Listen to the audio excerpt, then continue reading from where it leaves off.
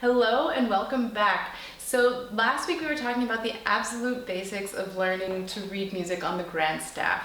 And we talked a little bit about landmark notes and how that can help us improve our reading skills. And today we're going to take a deeper dive on that topic. So to recap, in case you missed last week's video, landmark notes are the ones that we want to be able to recognize immediately. We're going to practice them even extra, and they're spaced more or less evenly across the grand staff so that we have points that we can always recognize without even thinking twice about it. Of course, in the long run, we want to be able to do this with all of the notes, but if we start with the landmark notes, we're able to find and identify all of the others, even if it's not quite second nature yet. And as always, we're going to approach this topic in chunks, just so that we have small pieces of information that are easy to learn, easy to remember, and then we build upon that to really superpower our reading skills. So first, let's start with the very basics. The note that's perhaps in the beginning the very easiest to identify on the grand staff is our middle C. Now, in case you have forgotten or you're really just starting from the very, very beginning, middle C is the C that's more or less exactly in the middle of the piano. We have 1, 2, 3 C's below that, and 1, 2, 3, 4 C's above. The top note here is also a C. But this is our C that's right in the middle of the clef. The clef, we have 1 in the treble clef that points upwards and 1 in the bass clef that points downwards.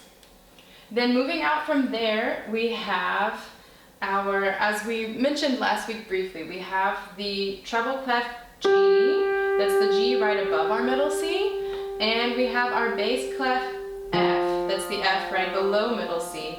And these are the ones that, as you can see here in the video, this G makes kind of a target. It's the line that crosses through the treble clef symbol, and this F is the line that's between the two dots on the bass clef. And when we start with this small piece of information, then it makes it really easy to recognize them. So let's quiz that really quickly. Take a look at this note, and which one is it? Exactly, it's this G on the piano. If you want to play along as you're watching this video and checking yourself if you know which key it is also, that's an even better situation than just sitting down and recognizing them on a piece of paper and naming them. Okay, next example. Exactly, we have our bass clef F here. And one more. Very good. When we just have these three, it's quite easy to remember, and I would really recommend, I'll mention this again later in the video, but I have prepared some worksheets for you that you can download. You'll find it in the description of the video, and if you download that, there will be lots of opportunities to practice this. You can write down the names, you can practice playing them on the piano, and it will help you identify them more automatically. So once we have this basic structure, we're going to expand. And we have 3 notes in the bass clef and 3 notes in the treble clef that we want to be able to recognize really quickly.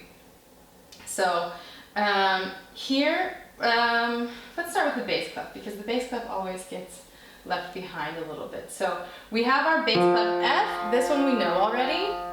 Then not the next space right below, but the space below that is another C, so it's the C below middle C.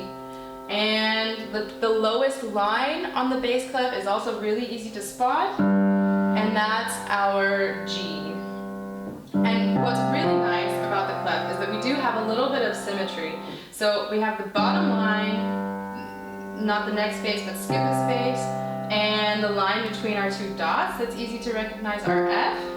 We have this structure, and then in the treble clef we have the same 3 notes, it just starts on a different position. So instead of starting on the lowest line, we're starting on the 2nd line, and our C is not the next space, but skip a space, and F is then the top line in our treble clef.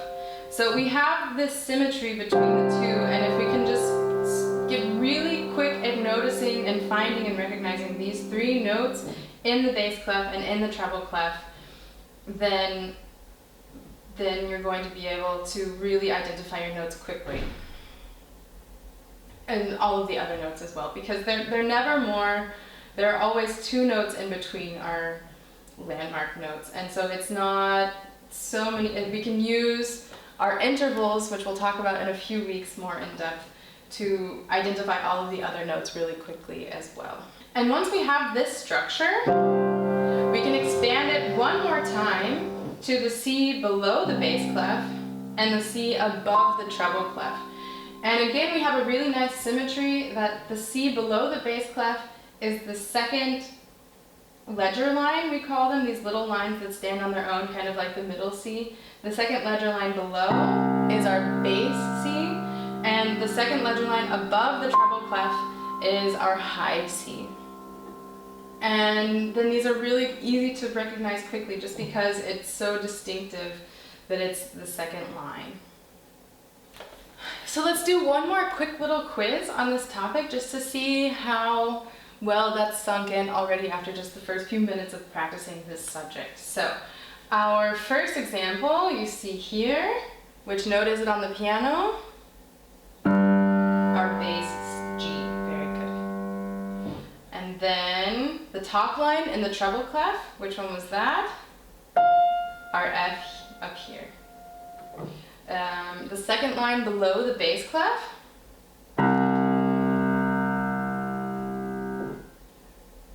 The target line in our treble clef, in our G clef, is, of course, this G. The space that's in the middle of the bass clef. The space that's in the middle of the treble clef.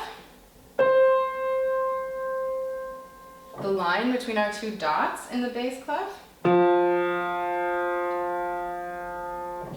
The one that we should never, ever, ever, under any circumstances, get wrong. And the second line above the treble clef. So how did you do? Was that pretty clear?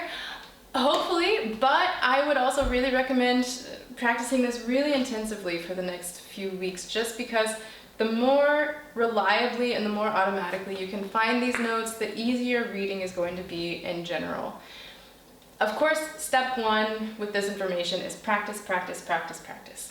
We just want to know it like we know our name, like we would recognize it on a piece of paper.